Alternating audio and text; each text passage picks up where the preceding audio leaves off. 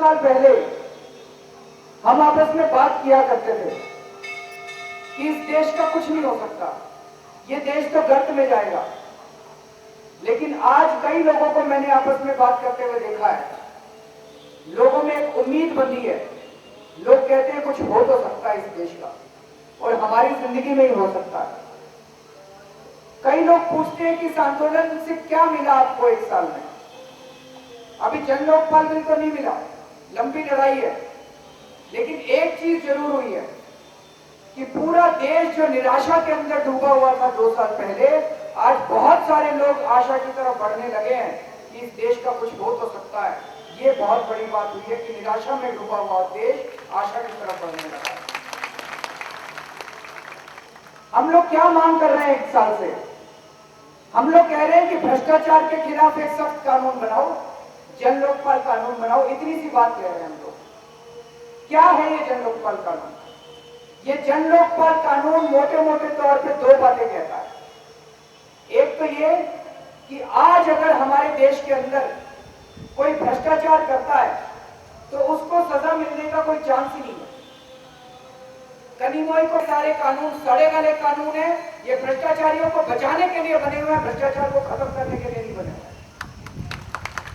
एक छोटा सा उदाहरण देता हूं मैं आपको।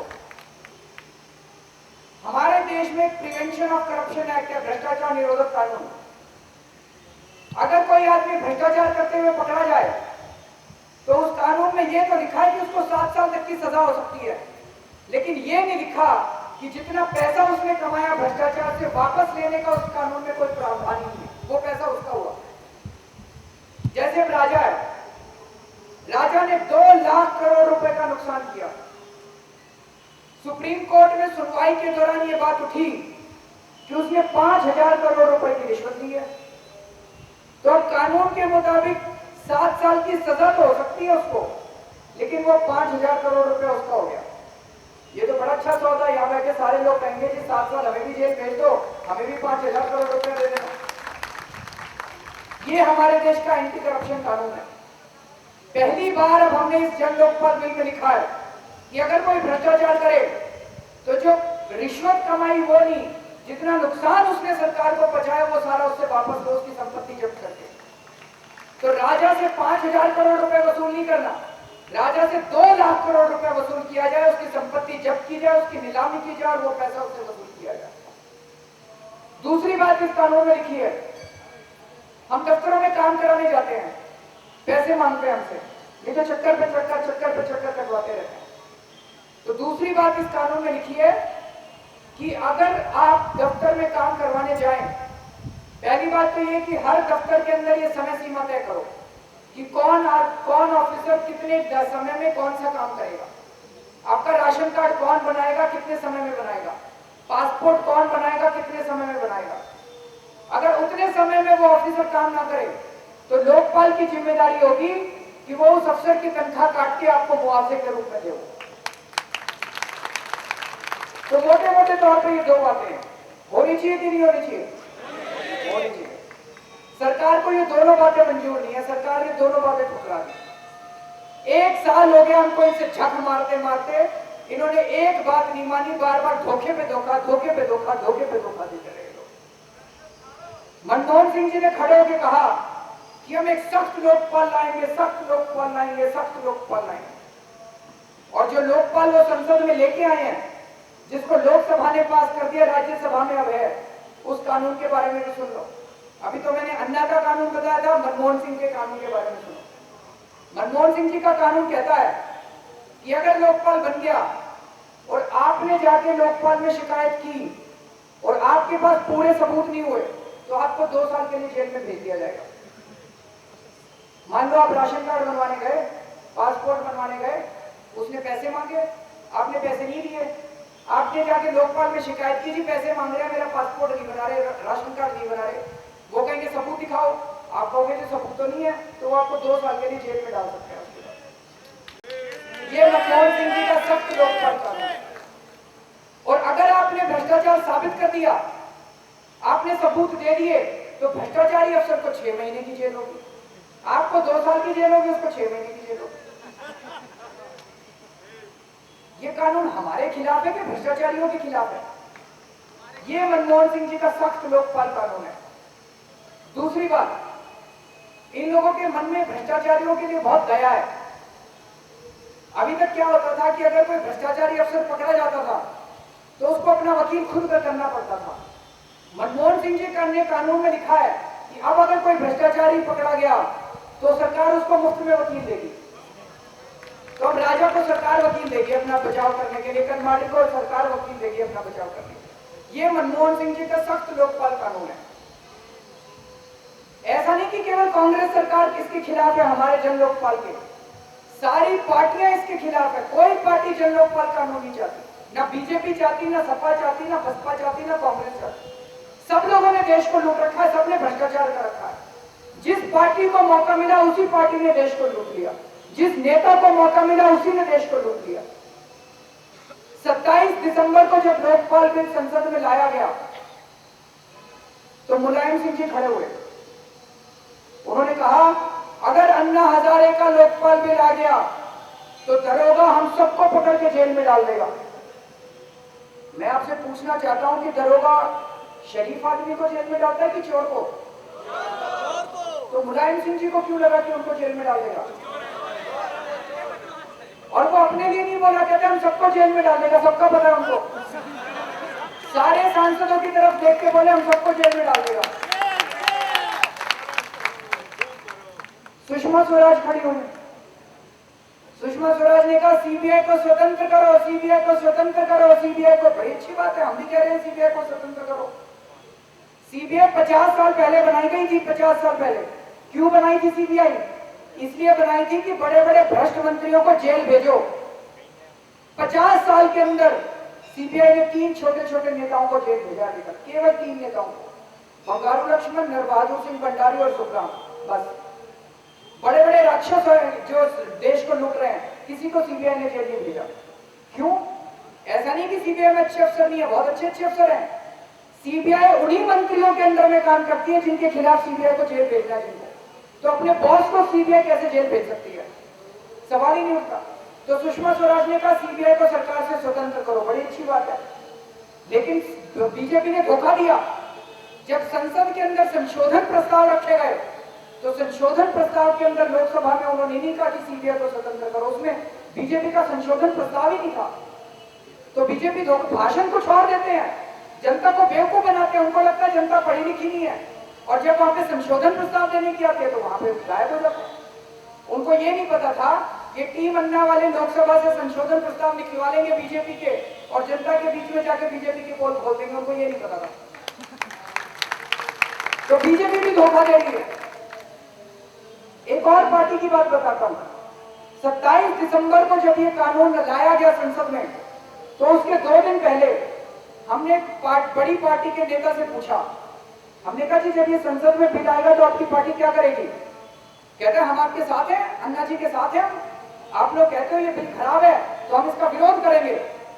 बड़ी अच्छी बात है। 27 दिसंबर की शाम को जब वोटिंग हुई संसद में तो हमने टीवी में देखा कि उस पार्टी के सारे सांसद उठ के बाहर चले गए संसद से। हमें बड़ा आश्चर्य हुआ कि नेताजी तो कह रहे थे कि सारी हम विरोध करेंगे। अगले दिन मैंने उनसे फोन करके पूछा कि जी कल आपके सारे सांसद बाहर क्यों चले गए उठ के? कहते उनको बाथरूम आ गया था। मेरे को समझ में नहीं आया, सारे सांसदों को, उसी पार्टी के सारे सांसदों को वोटिंग के टाइम एक साथ बाथरूम कैसे आ गया? तो जरूर कुछ ना कुछ घपला हुआ है, पैसे खाली होंगे, सौदेबाजी हो गई होगी। ये जनतंत्र है हमारे देश का।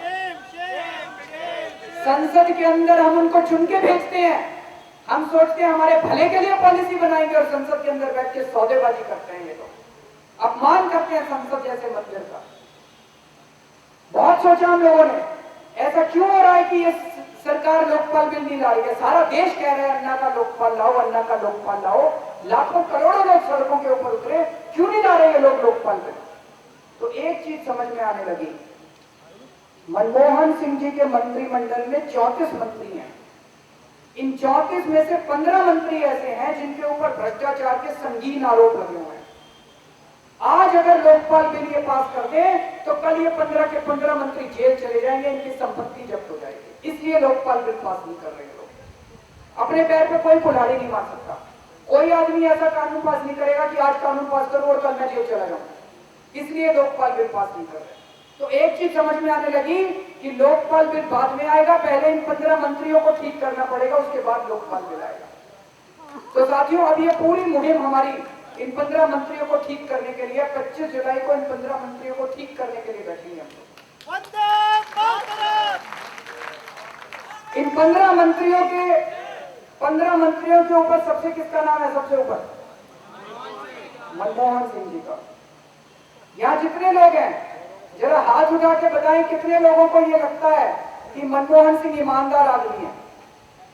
कितने लोगों को लगता है? 1 2 3 4 5 6 लोगों को लगता है मनमोहन सिंह ईमानदार आदमी है। जरा हाथ उठा के बताएं कितने लोगों को लगता है बेईमान आदमी है? सारे लोगों को लगता है बेईमान आदमी है। मैं नहीं कहता वो बेईमान है कि ईमानदार है, मैं उनकी कारस्तानियां आपके सामने रख देता हूं, आप तय कर लेना कि बेईमान है कि ईमानदार है। 2006 से 2009 के बीच में 3 साल तक मनमोहन सिंह हमारे देश के कोयला मंत्री भी थे, कोयला विभाग में प्रधानमंत्री भी थे, कोयला मंत्री भी थे। इन 3 सालों के अंदर उन्होंने हमारे देश की कोयले की खदानें अनाप शनाप दाम पे, बिना टेंडर निकाले, बिना नीलामी किए, जिसको मन में आया उस कंपनी को उठा के कोयले की खदानें बांट दी। 3 खदान इनको दे दी, 4 खदान उनको दे दी, 5 खदान उनको दे दी। अब इनसे कोई रिश्तेदारी तो थी नहीं, तो उनको 3 खदानें क्यों दी? जरूर कुछ ना कुछ गड़बड़ हुई। मनमोहन सिंह जी कहते हैं मैं ईमानदार हूं, देखने में हमें भी लगता है कि ईमानदार है, लेकिन घपला तो हुआ। आपने पैसा नहीं लिया तो या तो कांग्रेस में लिया होगा पैसा, या किसी और नेता ने लिया होगा। जांच तो होनी चाहिए कि नहीं होनी चाहिए? जांच होनी चाहिए जांच। कोयला सेक्रेटरी जो उस टाइम थे, कोयला सचिव, वो बार बार फाइलों पे लिख रहे थे कि प्रधानमंत्री जी इनकी नीलामी कराओ, देश को बहुत नुकसान हो रहा है। मनमोहन सिंह जी नहीं माने। हमारे देश के ऑडिटर जनरल है, सीएजी कहते हैं उसको, कंट्रोलर ऑडिटर जनरल, उन्होंने रिपोर्ट दी है कि 3 साल के अंदर मनमोहन सिंह ने 2 लाख करोड़ रुपए का नुकसान पहुंचाया सरकार को। 2 लाख करोड़ का। जब हमने ये बात उठाई तो प्रधानमंत्री दफ्तर से एक प्रेस रिलीज जारी की उन्होंने माना कि हाँ, उस वक्त जो है, मैं एक और बात बता दूं, कोयले का बाजार भाव था 2000 रुपए टन। इन्होंने इन कंपनियों को दे दिया 100 रुपए टन के हिसाब से। तो जब हमने ये बात कही तो उन्होंने माना कि हमने सस्ता कोयला दिया था। कई कंपनियों को तो फ्री में कोयला दिया था, मेरे को पता नहीं था। आज के टाइम्स ऑफ इंडिया में आया हुआ है, पावर कंपनी, कईयों को इन्होंने फ्री में कोयला दे दिया। तो जब हमने ये बात उठाई तो उन्होंने माना कि हमने सस्ते में कोयला दिया था। कहते हमने सस्ते में कोयला इसलिए दिया था कि ये बिजली बनाने वाली कंपनियां सस्ती बिजली बना के जनता को सस्ती बिजली दे सके। बड़ी अच्छी बात है, सस्ती बिजली जनता को मिले तो इससे अच्छी बात क्या हो सकता है? अगर इसलिए कोयला दिया था तो दिल्ली में भी बिजली के दाम क्यों बढ़ाए फिर आप लोगों ने? 2006 से 2009 तक 3 साल तक आपने सस्ता कोयला दिया, तो दिल्ली में तो बिजली के दाम गिरने चाहिए थे, बढ़ाए क्यों आप लोगों ने? मजे की बात यह है, हमें आश्चर्य हुआ कि जब हमने इनकी वेबसाइट पे जाके देखा तो पता चला इन्होंने कोयले की खदानें बिजली बनाने वाली कंपनियों को नहीं दी, अंडरवियर बनाने वाली कंपनियों को दी है। उनकी वेबसाइट पे आप जाके देख लेना, कोयला विभाग की अंडरवियर बनाने वाली कंपनियों को दी, गुटखा बनाने वाली कंपनियों को दी, कैसेट बनाने वाली कंपनियों को दिया। अब वो अंडरवियर बनाने वाली कंपनी ने मनमोहन सिंह जी से 100 रुपए का कोयला ले लिया और 2000 रुपए में अगले दिन मार्केट में बेच दिया। सारा प्रॉफिट तो वो अंडरवियर बनाने वाली कंपनी ले गई, जनता को तो महंगी की महंगी बिजली मिली। तो जब हमने ये बात कही तो मनमोहन सिंह जी कहते हैं कि एक भी आरोप मेरे खिलाफ सिद्ध हो गया तो मैं संन्यास ले लूंगा। तो हमने कहा जी अगर आरोप सिद्ध हो गया तो तिहाड़ जाना पड़ेगा, हरिद्वार थोड़ी जाओगे फिर। संन्यास कौन ले देगा? फिर तो तिहाड़ जाना पड़ेगा अगर आरोप सिद्ध हो गए। लेकिन आरोप सिद्ध होंगे कैसे? जांच तो करानी पड़ेगी। कहते जांच नहीं कराएंगे, सीबीआई से जांच कराएंगे। कहते सीबीआई तो आप ही के अंदर में है, सीबीआई की रिपोर्ट तो आप ही लिखोगे। 6 महीने के बाद आप रिपोर्ट लिख दोगे कि मनमोहन सिंह ईमानदार है, कोई गड़बड़ नहीं की इन्होंने, बस हो गया, हो गई जांच। हमने कहा सुप्रीम कोर्ट के 3 जज बिठा लो, उन 3 जजों से जांच करा लो। कहते नहीं, सुप्रीम कोर्ट के जजों से जांच नहीं कराएंगे हम। उन्होंने कहा अरविंद केजरीवाल भ्रष्ट है, प्रशांत भूषण भ्रष्ट है, किरण बेदी भ्रष्ट है। हमने कहा ठीक है, सुप्रीम कोर्ट के 3 जज बिठा लो, हमारे सारे टीम अन्ना के मेंबर्स की जांच करा दो और अपने 15 मंत्रियों की भी जांच करा लो।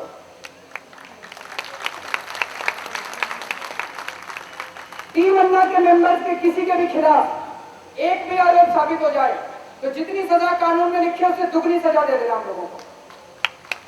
जांच तो कराओ। कहते जांच नहीं कराएंगे। हमें जांच से डर नहीं लगता, आपको जांच से डर क्यों लगता है? इसका मतलब दाल में जरूर कुछ ना कुछ काला है, सारी की सारी दाल ही काली है। प्रणब मुखर्जी साहब देश के राष्ट्रपति बनने वाले हैं। उनके खिलाफ इतने भ्रष्टाचार के मामले हैं। 2007 के अंदर हमारे देश ने कुछ गरीब देशों को चावल का निर्यात किया, एक्सपोर्ट किया चावल। उसके अंदर 2,500 करोड़ रुपए का घोटाला हो गया। घाना एक छोटा सा देश है अफ्रीका में। घाना की सरकार ने उस घोटाले की जांच कराई। जांच के बाद पता चला कि खूब घोटाला हो गया। घाना की सरकार ने भारत की सरकार को एक 7 पेज की चिट्ठी लिखी। उस चिट्ठी की कॉपी हमारे पास है। अभी 15 दिन पहले हमने सारे मीडिया वालों को बांटी थी।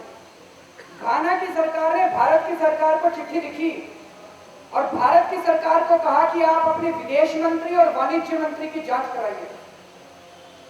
उस टाइम विदेश मंत्री कौन था? प्रणब मुखर्जी साहब।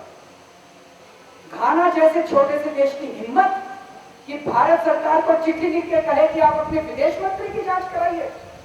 मुझे लगता है आजादी के बाद ये पहला वाक्य हुआ होगा कि किसी और देश की सरकार ने हमारे देश की सरकार को लिखा कि आप अपने इस मंत्री की जांच कराइए। क्या इज्जत रह गई देश की, हमारे देश की पूरी दुनिया के अंदर। और जिस आदमी ने हमारे देश की इज्जत लुटाई वो आदमी आज हमारे देश का राष्ट्रपति बनने जा रहा है। हम लोग सोच रहे थे कि कल को अगर वो राष्ट्रपति बन गए और अगली साल मान लो 26 जनवरी को हमने घाना के राष्ट्रपति को चीफ गेस्ट बुला लिया तो क्या मुंह लेके दोनों हाथ मिलाएंगे एक दूसरे से?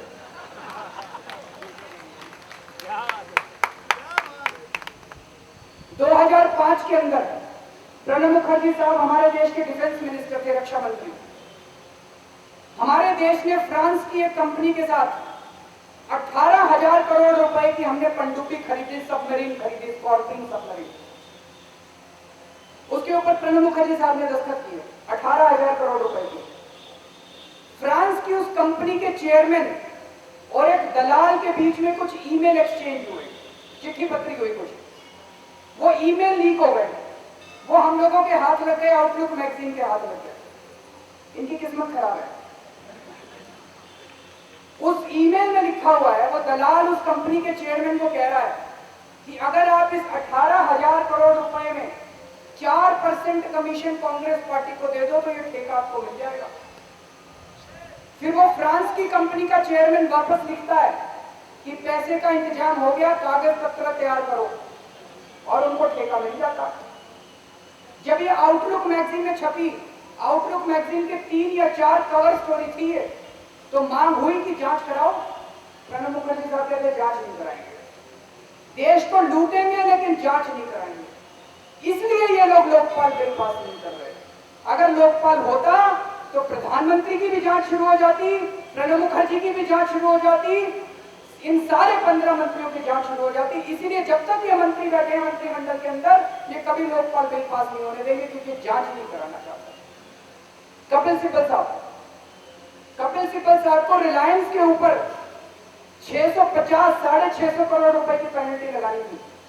650 करोड़। उनके ऑफिसर बार बार फाइल पे लिख रहे थे कि 650 करोड़ की पेनल्टी लगाओ, 650 करोड़ की पेनल्टी लगाओ। कपिल सिब्बल साहब ने फाइल पे लिख दिया 5 करोड़ की पेनल्टी लगा दो, बाकी छोड़ दो। अब वो रिलायंस वाला चाचा तो लगता नहीं है इनका, कपिल सिब्बल साहब का। 645 करोड़ क्यों छोड़े? कुछ ना कुछ तो गड़बड़ हुई होगी।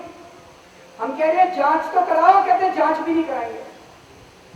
सलमान खुर्शीद जी खड़े हुए कहते हैं ये टीम अन्ना के सारे आरोप बेबुनियाद है, कोई जांच नहीं होगी।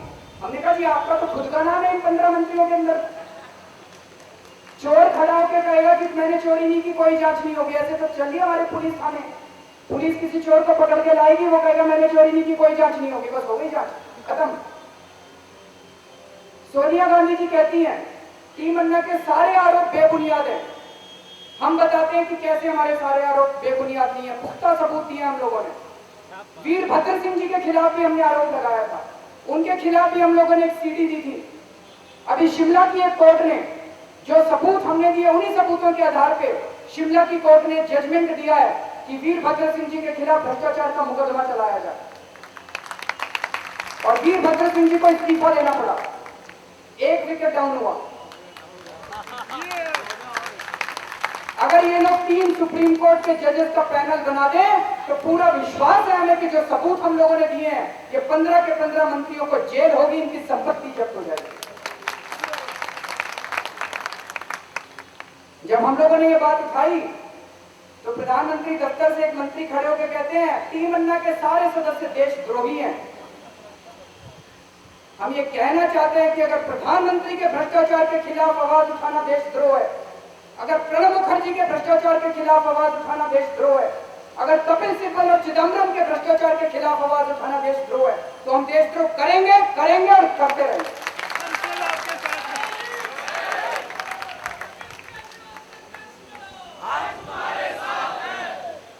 साथियों, आज हमारे देश में एक आम आदमी का जीना मुश्किल हो गया, इतनी महंगाई हो गई है, इतनी महंगाई हो गई है। मैंने बहुत सोचा, आज हमारे बच्चों को दूध पिलाना मुश्किल हो गया, सब्जी खरीदनी मुश्किल हो गया, दाल चावल खरीदने मुश्किल हो गए। बहुत सोचा मैंने, बहुत रिसर्च की हम लोगों ने कि इतनी महंगाई हो क्यों रही है आखिर। ऐसा तो है नहीं कि 2 साल में हमारे देश की जनसंख्या अचानक बहुत बढ़ गई, ऐसा तो है नहीं कि प्रोडक्शन बड़ी कम हो गई एकदम से, ये अचानक इतनी महंगाई क्यों हो गई है। तो बहुत रिसर्च करने के बाद पता चला महंगाई बढ़ने का सिर्फ एक और एक कारण है, और वो है भ्रष्टाचार। केवल और केवल भ्रष्टाचार की वजह से महंगाई बढ़ रही है। अभी अभी इन्होंने 7.5 रुपए लीटर पेट्रोल बढ़ाया कि नहीं बढ़ाया?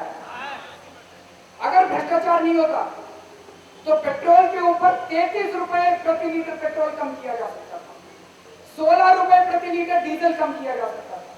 कैसे, मैं बताता हूं आपको। हमारे देश का केंद्र सरकार का टोटल बजट है 14 लाख करोड़ रुपया, केंद्र सरकार का।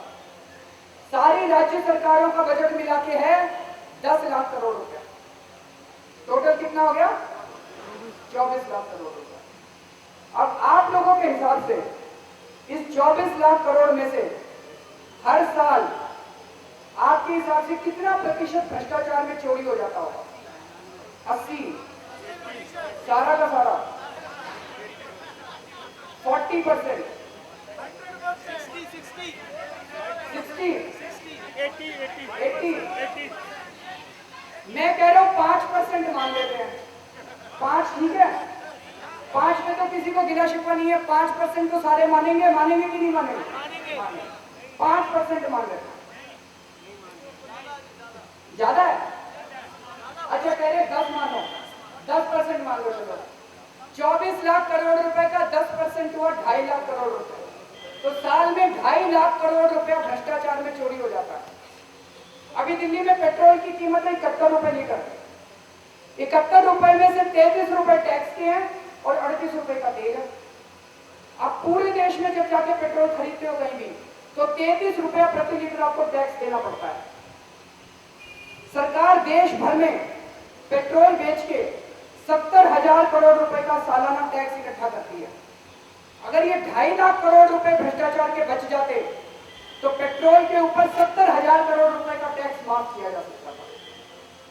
और अगर 70,000 करोड़ का टैक्स माफ हो जाता तो प्रति लीटर 33 रुपए सरकार पेट्रोल का माफ कर सकती थी, 16 रुपए प्रति लीटर डीजल का माफ कर सकती थी।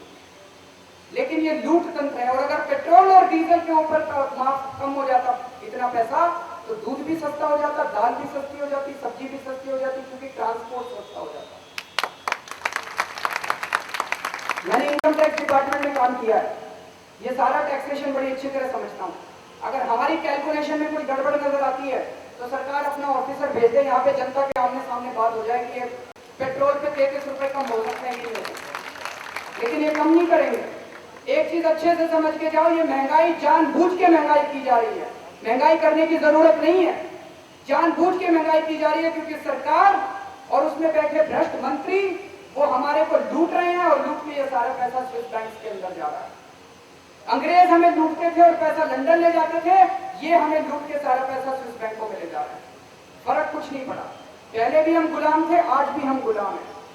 इसीलिए अन्ना हजारे बार बार कहते हैं कि ये हमारी दूसरी आजादी की लड़ाई है, और इस दूसरी आजादी की लड़ाई के लिए युवाओं को सामने आना पड़ेगा। साथियों, इस संसद के अंदर 162 सांसद ऐसे हैं जिनके ऊपर हत्या के मुकदमे चल रहे हैं, उनके ऊपर ठगी के आरोप हैं, उनके ऊपर किडनैपिंग के आरोप हैं। ऐसे ऐसे लोग संसद के अंदर बैठ के हमारे देश के लिए कानून बना रहे हैं।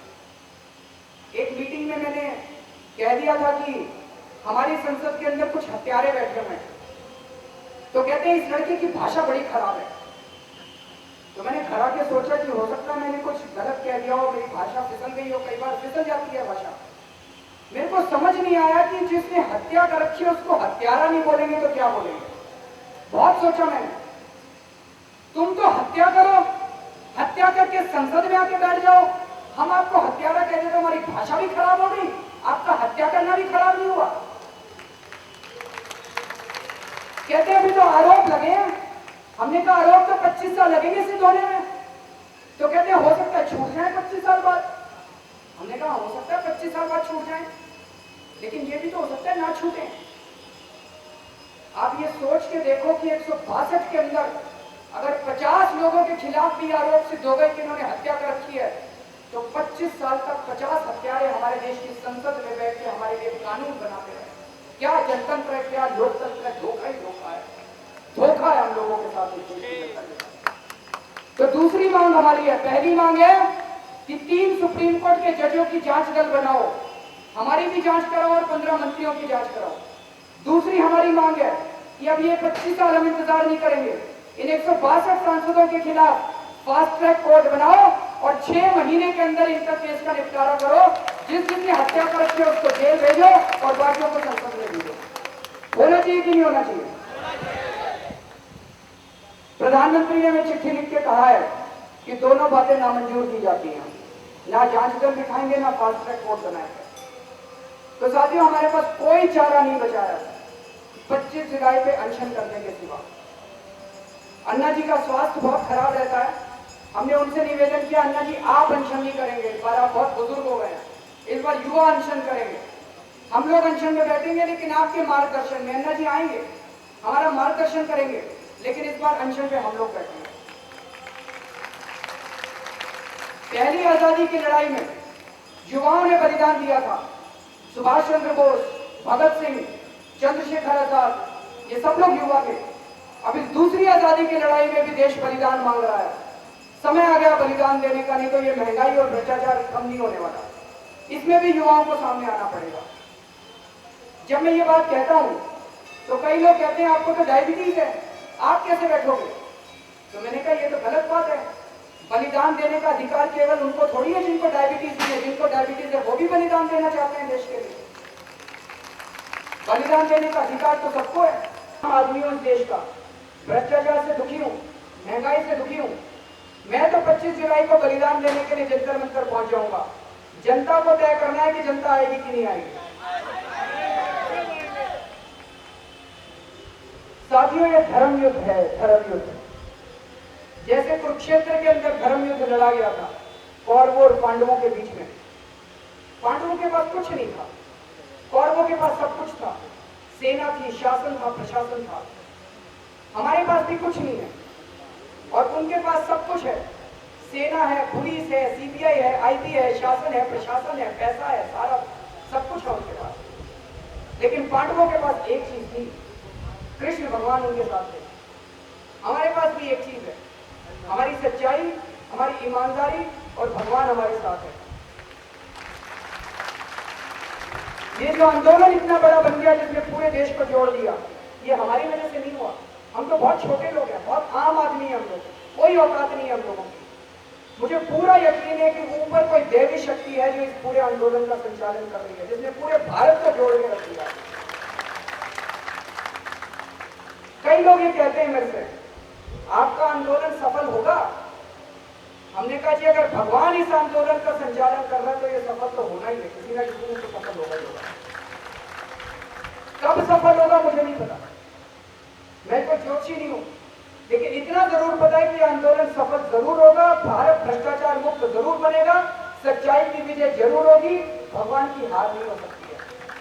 लेकिन वो सफलता देखने के लिए हम जिंदा रहेंगे कि नहीं रहेंगे तब तक, या बलिदान हो जाएगा तब तक, ये मुझे नहीं पता। तो तय आप लोगों को करना है, आप कौरवों के साथ हैं या पांडवों के साथ हैं कि 25 जुलाई को बैठ के अपने घर में टीवी देख रहे होंगे, ये तय आप लोगों को करना है। साथियों, अंत में दुष्यंत कुमार की एक कविता है, मेरा गला बहुत बैठा हुआ है, गाता भी नहीं हूं मैं अच्छा, लेकिन इस कविता के क्रांतिकारी बोल हैं, भाव बहुत अच्छे हैं, वो मैं आपको सुनाना चाहता हूं। लेकिन एक शर्त है, एक लाइन मैं बोलूंगा और मेरे पीछे पीछे पूरे जोश के साथ इतनी जोर से आप लोग बोलेंगे कि मनमोहन सिंह को इसकी आवाज सुनाई देनी चाहिए। बोलेंगे मेरे साथ? पीछे वाले लोगों के सुनाई नहीं दे रहा, बोलेंगे?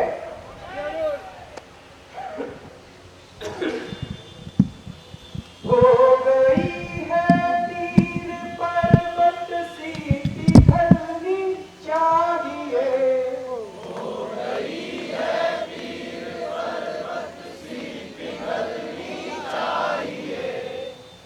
इस पंक्ति का मतलब है कि हमारे देश की पीड़ा इतनी ज्यादा बढ़ गई है कि वो हिमालय जितनी बड़ी हो गई है। अगर आप लोग इतनी आवाज में बोलेंगे तो ये पीड़ा कम नहीं होने वाली, इससे तो चूहा भी नहीं मरने वाला। आप लोगों को जोश तो दिखाना पड़ेगा, दिखना चाहिए कि तैयारी है पूरी हम लोगों की। हो गई है पीर पर